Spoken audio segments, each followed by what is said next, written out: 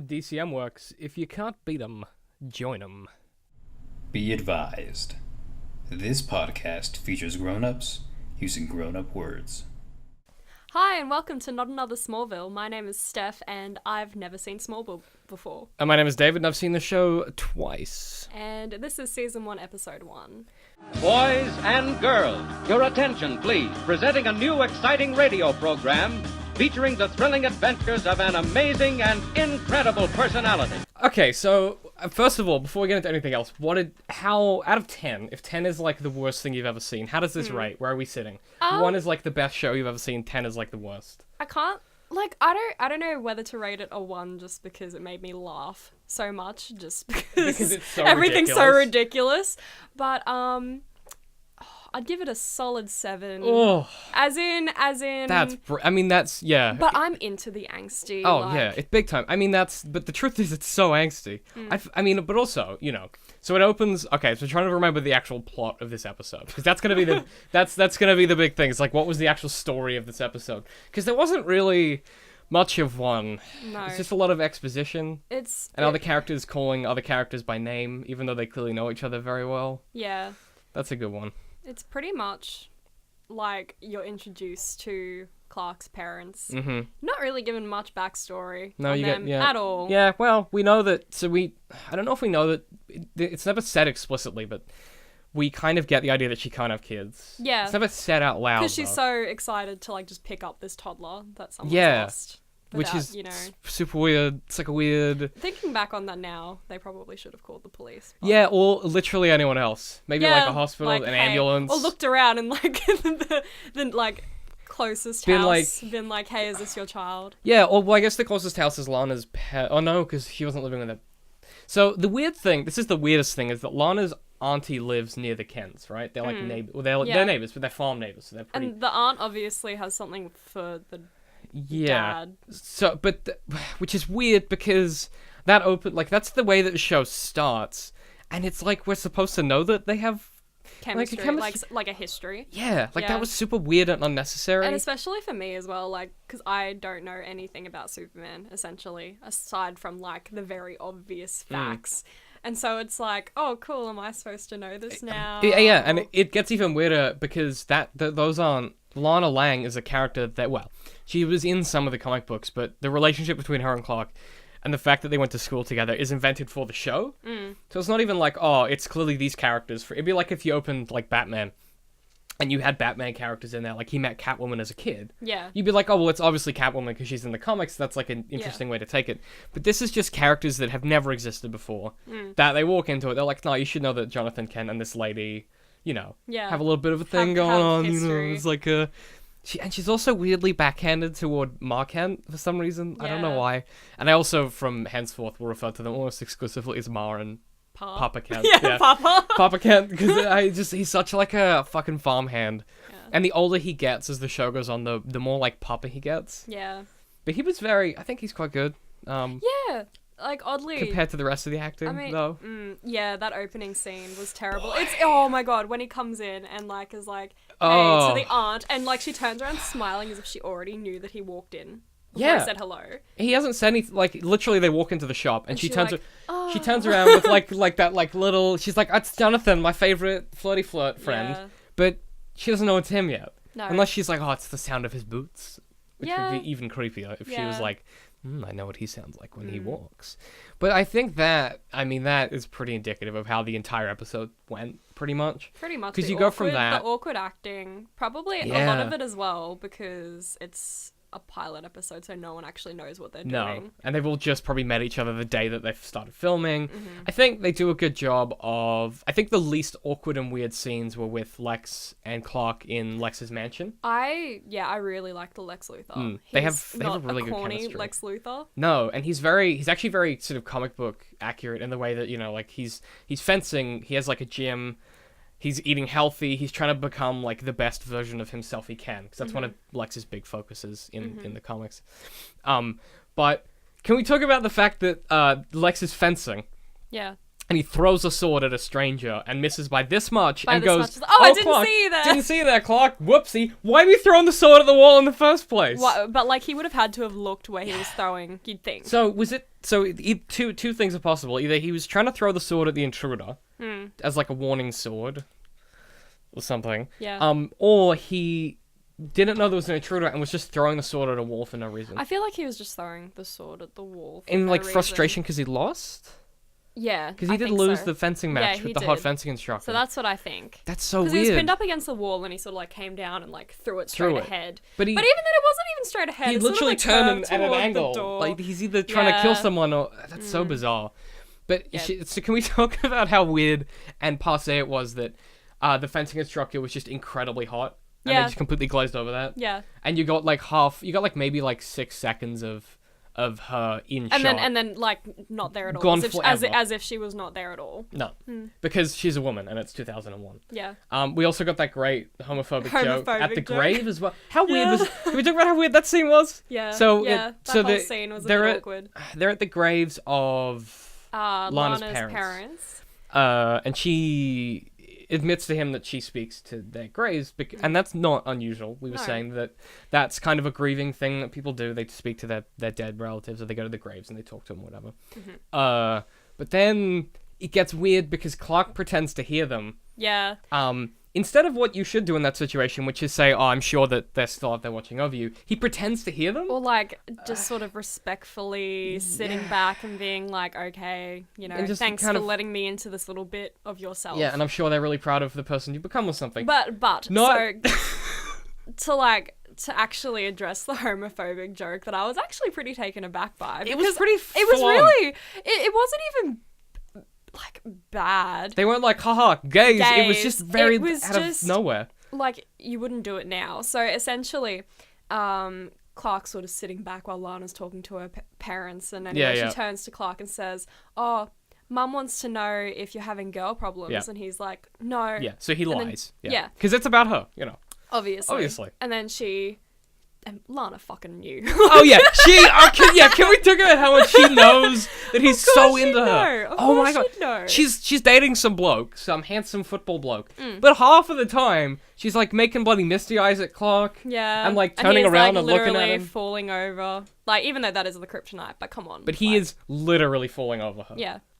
But so they're at the grave, and then she goes, what's the line that she pretends to hear the dad? Yeah, so she's like, "Oh, Dad wants to know if you're having boy problems," and Clark's like, "Ha, no," and she's like, "Ha ha ha, he's got a really sick sense of humor," he's sick-minded. Yeah, it's like he's got a really dark. It's something like that. As if liking boys is sick-minded. It's sick-minded, which is hilariously 2001. It is. I mean, but that just like and the thing is that that it's not even meant as an actual.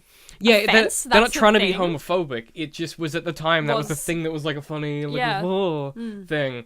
Which is weird, because I think later in the show... actually, I don't want to say this and have it not be true, but I think later in the show there might be some not straight characters, but I'm not willing to bet on that. That's exciting. Yeah, I'm not sure if that's true, Is it, like, token gay?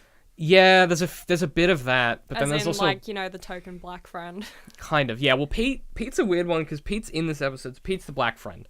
And that's literally what he is for the first season, I think. And then he gets more of a character at some point. Not sure when it happens, but he kind of becomes gets a personality and has likes and dislikes and actually has emotion. Instead of just being the black friend that tags along and who's just there and is like the friends moral support of the trio. He's like the friendly one. Although that being said, I really like Chloe already. Yeah. She's an interesting character. She's not as one-dimensional as Lana is at this point. No. At the moment, Lana just stares at the camera, wistfully and smiles. Or, not even at the camera, kind of sort of... a little bit to the left, into the middle distance. Smiles to herself and then turns away. The stage direction must have been look into the middle distance and smile wistfully. And that's all she does. Yeah. She did it 4 times this episode. Mm-hmm. Very odd thing to do as a person. Yeah. You're just you're walking up the steps to your home and you just stop and you look over your shoulder and you smile. What are you looking at, lady? And if she is looking at Clark, which we don't know if they can see each other or not, because he has to look through a telescope to see her front porch. I don't think, no, because she wasn't looking at him. It was as if but it's kind of cut. She heard him. But it's cut weird, all of those shots where he's looking to her porch are cut so weirdly that you're not sure if if she can see him, or if there would be the possibility of her being able to see him. Yes, like, you don't know. It's so weird. We don't know the geography of that space yet, which is so weird because it seems like it's going to be really, really important that they live close together. Because she's actually the girl next door kind of thing. Somehow they just sort of like meet up in a graveyard. Well, yeah, like there's no geography yet. No. And I don't know if we ever are going to get any sense of... I mean, we know that in town, so we know that the Kents live out... They're on their farm. Yeah, and we know that Clark has to get the bus to school. Yeah. So we know some of the geography of that. It's at least... And Chloe seems sus that Clark got there at the same time, so it must be at least like a half-hour bus ride, maybe. We're assuming. Because otherwise... You know, because if Chloe thinks it's weird, she would have been like, well, Clark just missed the bus. Even to get a lift with his parents, he'd be like 10 minutes later. So we have to assume it's at least a 30-minute drive. So we know that the school is 30 minutes away from the Kent farm. We know that the Kent farm is outside of town. So we're going to assume that the school is in town? Well, yeah, you think so. But none of the scenes at the school seem to take place and the school in the is high like street. Oddly large, though, for a not big town. Well, yeah. I mean, I know it has a population of like 50,000 people. But 45,000. 45,000. And one. Soz. Yeah. Yeah, because it's Clark. Yeah, clever, good one, Smallville. It doesn't, I don't think that sign changes ever. But I'm... Because no one lives or dies in Smallville. Yeah. No in, no way out. No. It's like everyone's already dead, you can't change. And you can't be born. It's just a ghost town. But that's why all the women are barren. I did. Oh, very early on, I was like, because there was that confusing scene where they get into the Papa and Ma can't get into the truck or whatever, and she's like real sad. And I was like, it's because she's barren. And we spent about 2 minutes being like, that's an like, outdated. Infertile. You can't say barren, can you? No. He definitely is infertile. Yeah, infertile. But I just couldn't, I was like. Because barren, I'm actually like 100% from the Middle sure Ages. it is from the Middle Ages. And also it probably was like an super actual offensive. insult, yeah. Yeah, like if I called you barren, you'd be like, bro, step Dude, off. no. You'd be like, well, that's a little too, that's like rude. Yeah. Right? But no, so she, I was about to say she's barren. So she's infertile, right? Yeah. And they get into the truck and they drive, and then you get the weirdest few sequences of, we couldn't decide if it was terrible CG green screening in the truck, or if it was just terribly filmed. Yeah. And there was a few scenes of that, like Lex, when he was in his car and you were looking from out of his car. It's like, is he driving? Is he actually driving? And are they filming on a potato, or is it really bad green screen? I feel most of it was really bad green screen. Yeah. And whenever they had to do like any action shots, they just like did it really slowly and sped it up. There was a lot of the the jumps. It was so funny. Where they literally, you every time it happened, you were just losing your... Because they kind of like... I mean, it's a very common filming technique when you're filming like high-speed chases. It is, yeah. But not what I would have expected for a show of the time, I guess. Yeah, very sort of... Even like James Bond films were doing it better before this was made. Yeah. So surely they could have looked at that and gone, well, how do they do that setup? And it was very... I remember thinking, like, when... the electric guy... Yeah. When he like goes to run into Clark with his car, and it's like all of a sudden there's like a jump and Clark's on the car. He's on the car. And it's like, it's jump okay, cut. this is very like Star Wars-esque, where they like like light up the lightsaber and you can see like the whole film jump because because they've had to like, edit it splice in the edit. Yeah. How did he get into the truck?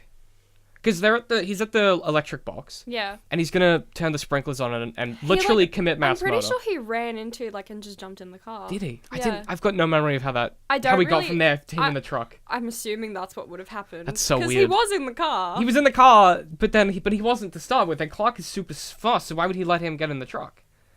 I don't know. And they also saved. I love that they saved on the CG because they don't have a budget yet because it's a pilot. Clark's super speed is he just appears in places. Yeah. They did a cut. They did the whoosh noise, and he was just there.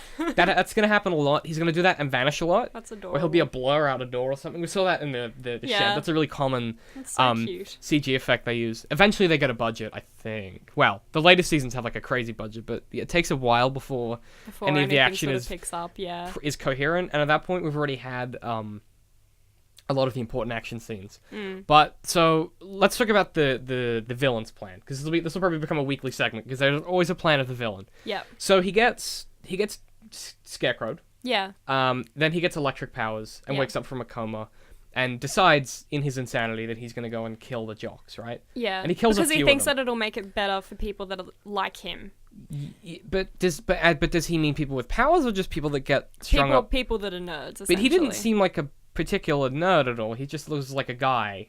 No, he did seem a little bit dorky. Was he a bit dorky? Yeah. Okay, a bit skinny, you know? At least to me. Yeah, that's true. Fair enough. He didn't. I don't know. Maybe they just they had let us assume that he was nerdy. Well, he kept referring to people like us, and the thing is, though, he didn't have powers before he didn't have powers before he was Scarecrow. Before he was Scarecrow, so I don't think he would have been referring to the powers. Yes. People with powers, because he doesn't know that anyone else has powers. And he referred to it as like he'd been given a gift. Yes. So it's not like he assumed that other people had it. Yeah, just him. Yeah, so he's lone wolfing it, right? Yeah. So and also he tried to run into Clark, so it's not like he would have thought that Clark had any powers either. Yes, which is fair. Yeah, no, you're right. Okay, that makes sense. So he wakes up from his coma and he's like, I'm gonna get revenge and stop this from happening to anyone else. So he can electrocute people. So he goes and he electrocutes some of the 3 bullies that strung him up. We saw them in the picture. Yeah. The recurring picture. Which is fine, I guess. So he goes and kills them. He goes and kills them even though like they have no burns, no nothing. Yeah. Because they basically just were like, nah, whatever. No. Electrocution doesn't hurt you at all. And also, did we talk about the electrolytes? Like, the electrolyte imbalance. So oh, boy. Apparently the cause for him, like, you know, remaining in a coma for 12 years and not aging a day. Electrolyte imbalance. Is essentially because of his electrolyte imbalance. And then that's where you assume his electric powers would come from because, like, to the they've got uneducated They've got electric teenage viewer. Yeah. Correct me if I'm wrong, but electrolytes are the things you get from, like, Powerade and stuff. Yeah, it's like the stuff that maintains the acid-base balance in your body, essentially. Yeah. So it's like salt and potassium and stuff that you get from your foods and whatever. So I don't think pH balance is necessarily going to stop you from aging. And it's like hydration balance as well. So he was super hydrated, so he didn't age? Is that the implication? Essentially. I guess. That's super weird. Or super dehydrated, that maybe he was preserved. Like he was mummified? Yeah. He was, like, they didn't show us the shot because it's too gruesome, but when he's in the coma, he's just there, like, and he's just a mummy. Like beef jerky. Yeah, exactly. Like... Yeah, he's been jerkied or whatever. And then he just, like, wakes up and he goes, back, whatever. Essentially. That'd be terrifying. I'm so glad they didn't do that. No. But so he gets his electric powers from that. From that. Sure. And then, so he kills 3 people and he goes, that's not enough. What I want to do instead is, I'm going to... kill everyone. I'm gonna actually commit mass murder at a school. Yeah. So he turns on the sprinkler. And what he's gonna do? Well, he's gonna try and get everyone wet and electrocute the whole building, right? So correct me if I'm wrong, but is this a very ham-fisted allegory for a school shooting? Yeah, I was about to say, because it kind of feels like when you said he was essentially going to commit like mass murder at a school. Yeah. It's pretty much every like story that we've heard in the past of a school shooting. Yep.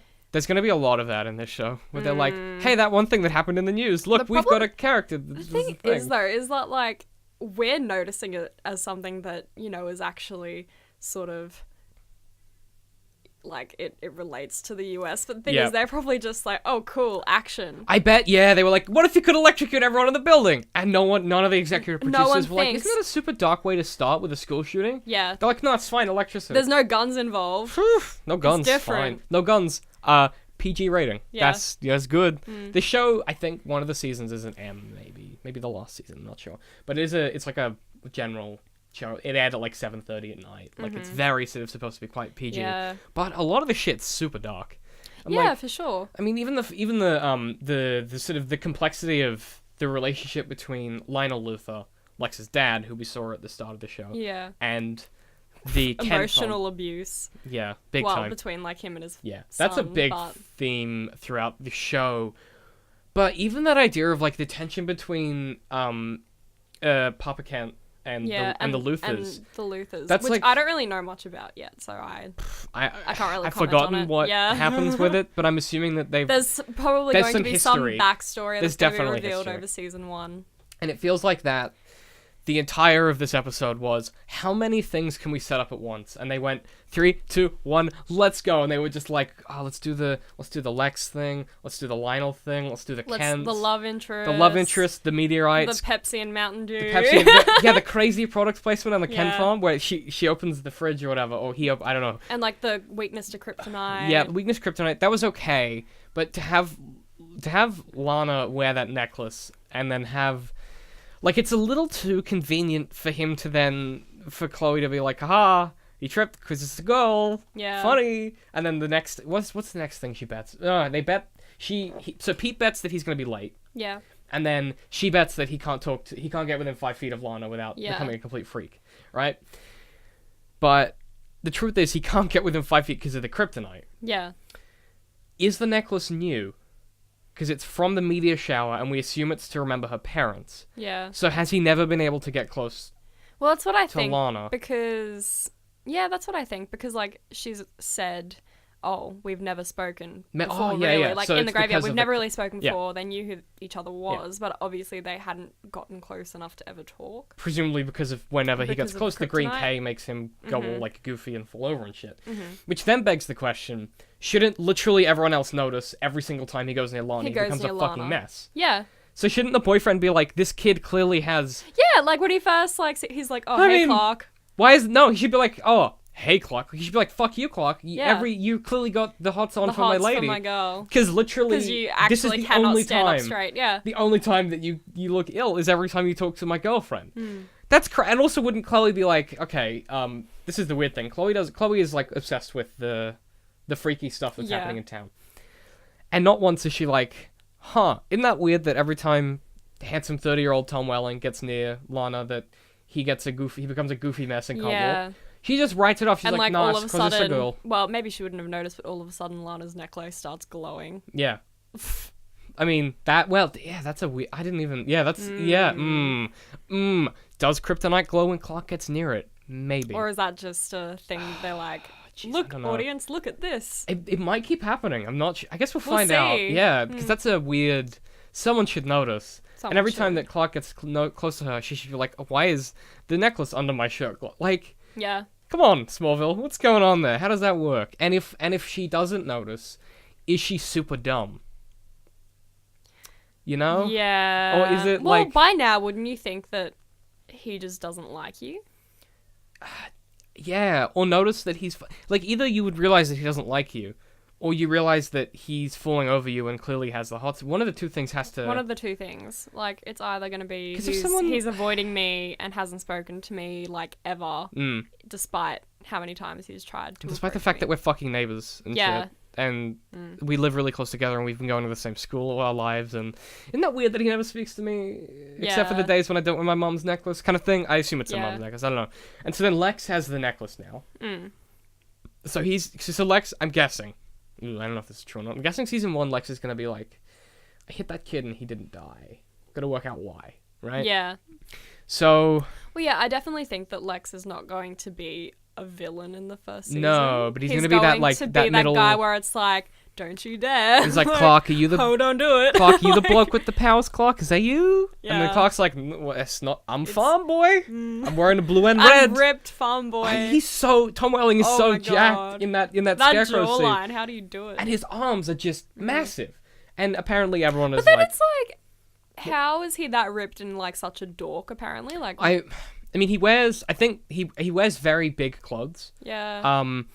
Why is he a dork? Because like, I guess he's friends with Chloe and Pete, and Chloe's like the nerdy. She runs the school paper, and she's like obsessed with them. But she's like a hot punk chick. Even with that face, like you should be the most popular. You're a handsome boy, Tom Welling. Yeah. You should be like Clark Kent should be popularest boy at school, and much handsomer than Lana's boyfriend. We said that, a lot more. And just in every way. Yeah, he's got like the tall, dark, handsome thing going got on. the blue eyes. He looks like Superman because he is Superman. He's so handsome. He just doesn't know it yet. He doesn't know it yet. Although I did say we got in the first episode. Yeah. What are you, Clark? A man or some kind of Superman?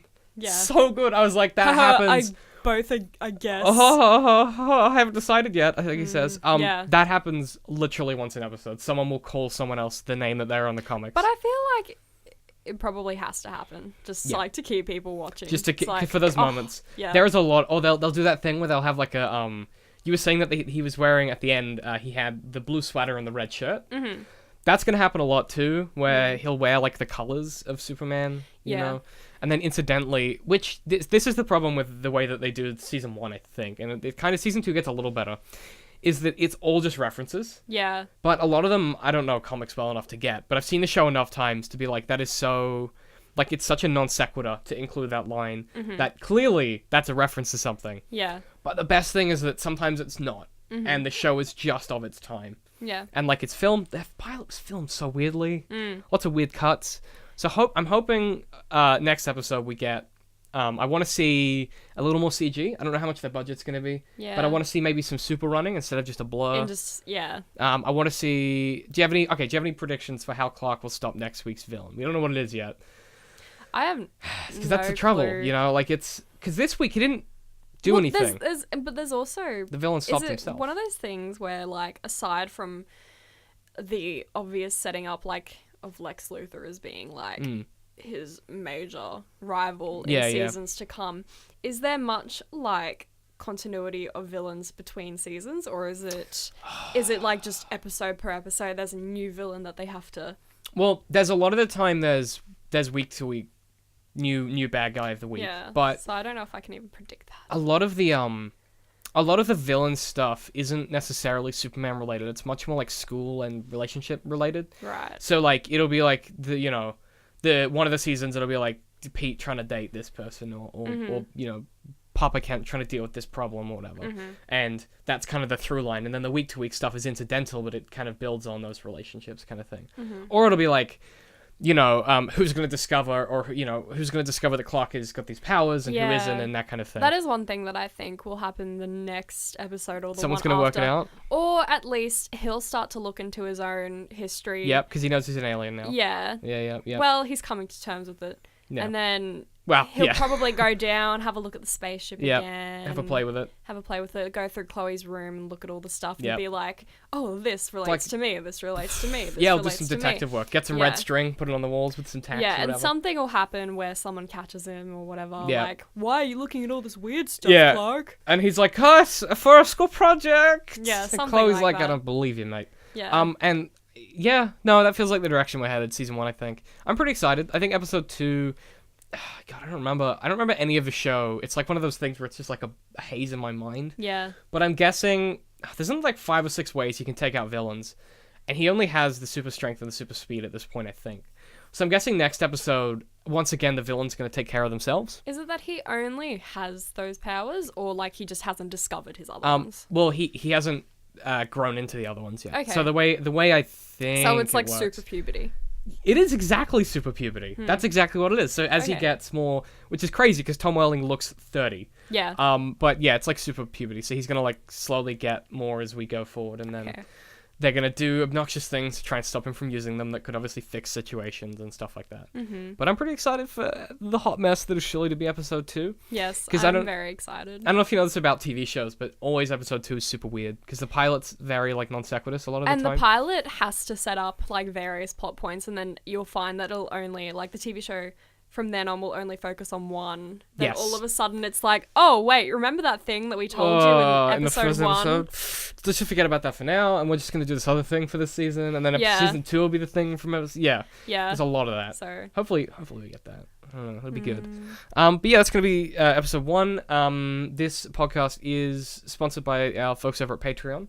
So if you want to help support us, any small donation we appreciate. Patreon.com/DCM.WORKS. All that stuff's in the show notes, all the t-shirts, all that good stuff. You can find the links in the show notes. And it's also powered by hover.com, so you can grab our referral link in the comments, show notes, whatever, in the bit below, what you're listening to. The thing underneath. Yeah. You can get a sweet $2 off if you buy or transfer a domain. I use them because I'm an idiot when it comes to computers, and they make it super easy. But yeah, we'll see you guys next week. We hope you enjoyed, and yeah, join us for what will surely be a hot mess of an episode next week. I'm looking forward to it. I'm very excited. Thanks for listening. If you want to support the show, just head to patreon.com/DCMWorks.